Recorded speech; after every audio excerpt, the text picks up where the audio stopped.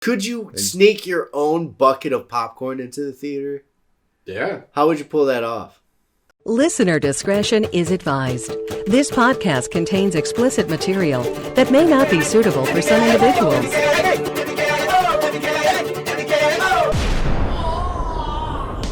Hello, ladies and gentlemen. Welcome to another episode of NBKIA podcast of Sit and Spit.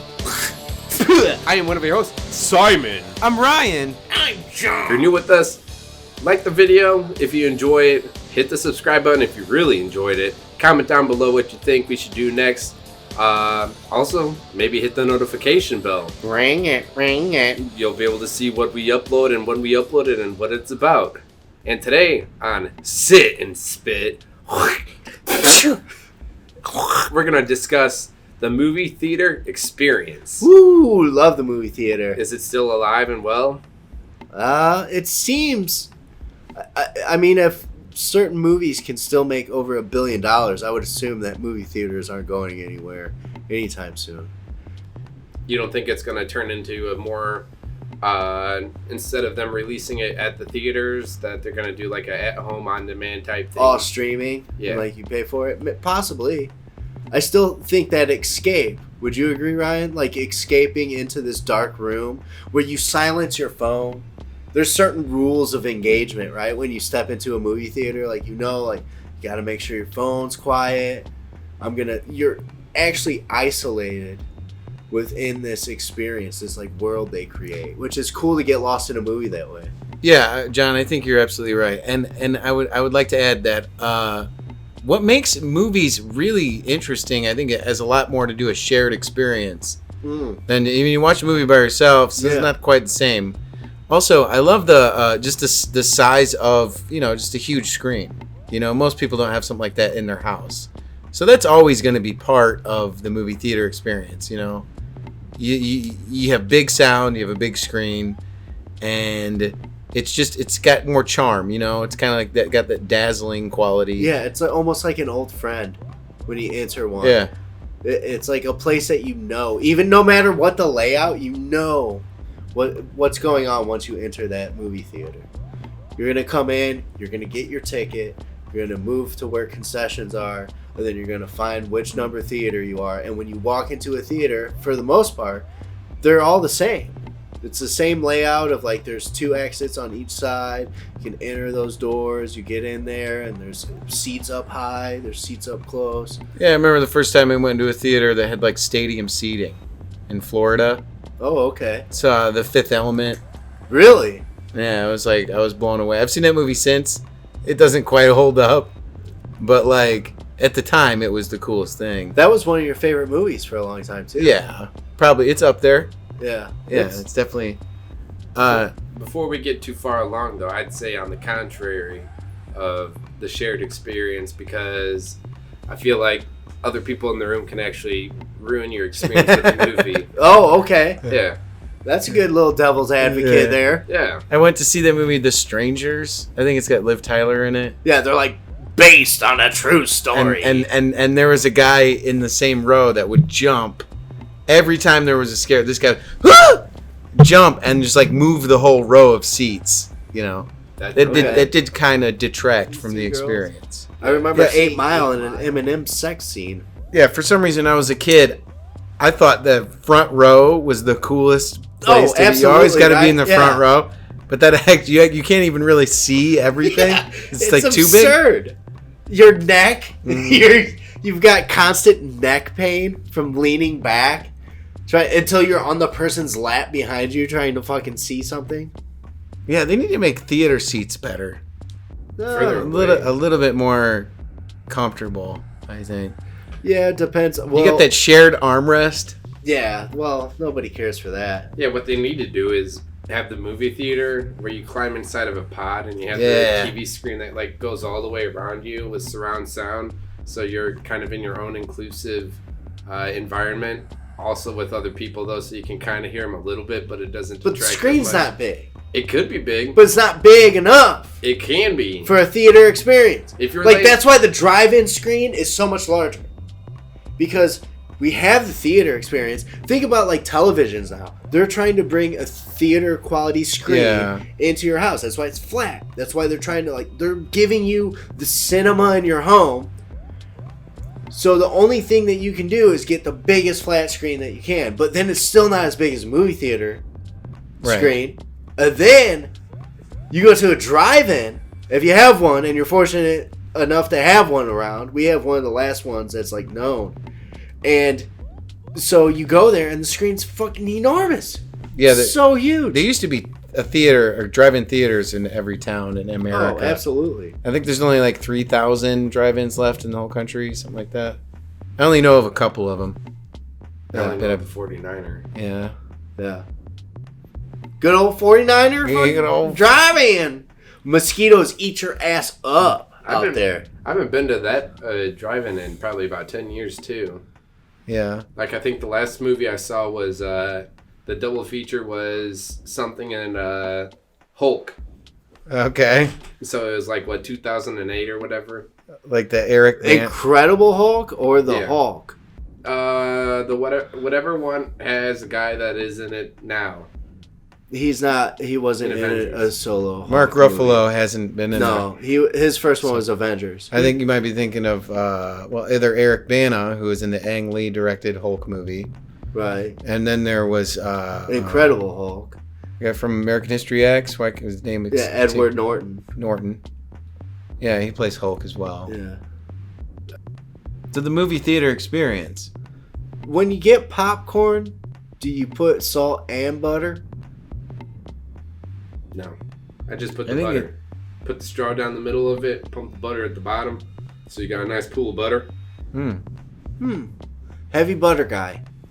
Heavy butter. It's not really butter, is it? More like vegetable oil? Yeah, it's definitely. It's just straight butter, chemical liquid.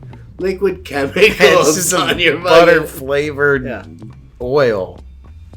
It's just used motor oil. And you put salt. Yeah. The real question is, do you use the powdered cheese shaker? Mm-mm. Yeah, I like the powdered cheese. You do? I like the powdered cheese shaker. He's the one guy. One man. You get the white cheddar one, and then you get the regular cheddar you get two choices? I don't know. I think they get a couple. Really? I think they get a couple, yeah. I don't know about that. Give me one with chili powder. Ranch. I want chili powder and ranch. Or French onion. I want French onion powder with Louisiana hot sauce. Every flavor you can think of is just in powder form. Could you sneak your own bucket of popcorn into the theater? Yeah. How would you pull that off? Pregnant belly. You'd have to have you'd bags. have to have a girl do it. Yeah, you'd have to have bags of microwave popcorn that you would either carry in or then unload them into on some foldable bucket thing. But where do you keep these bags of popcorn? I mean, women can carry big ass bags. Nobody even questions them. Right? Yeah. Like if I had a fucking backpack on and I walked into a theater, they'd be like, "Hey, you want to leave that behind here?" But a woman can walk in with a fucking beach bag. Yeah. You hear Junior Mint shaking in the fucking thing, and they're like, "Checks out." Yeah. You send them too. Someday they'll create a purse law. Ooh, yeah. Gotta leave your purse back here. I don't trust you in my privacy. Boom. That's why women get away with it. Yeah, tampons. They got tampons in there. They got private. Fucking birth control. Come on. Metamucil. Vibrators. Just carry it? Do you think a woman's ever carried a vibrator into a theater and got off? Possibly. So 50 Shades of Grey or something? Probably not. It's just like Daddy Daycare or something. God. Really like Eddie Murphy. She's really looking forward to Fast 8. Mm-hmm. I can be fast too. I can be fast too. So now I know why my mom always wanted to go to the theater by herself. Yeah, she took like a blanket with her. You take all this stuff, taking a beach bag and set up a blanket in between the handicap seating. Yeah. She's just like, here, let's sit right here. Boys, make yourself comfortable. Mommy's gonna go to Motown. I'm gonna go see Dirty Dancing. Put her legs in stirrups that she set up. They cling to the back of the Lord chairs. of the Rings. I'm gonna That'd be a go weird see one. Ghosts. Oh, you'll see ghosts. Good, your childhood's dying today.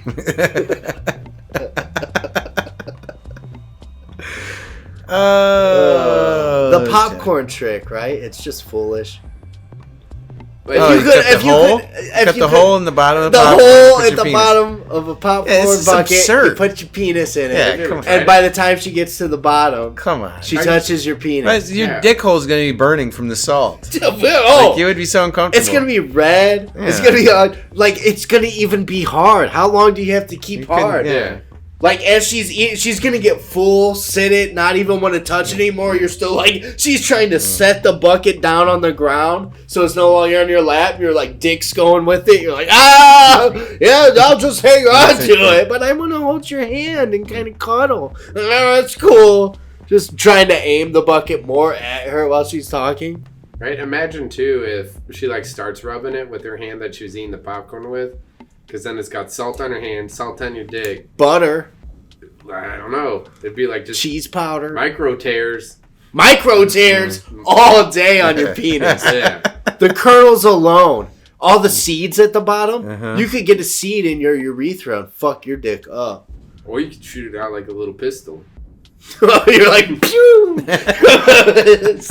It's like Push back my cuticle. it's almost like a Seeds safety out of your feature. pee hole. You like shove a seed down your pee hole before you go into town, and if she feels that little seed shoot out, that means you finished.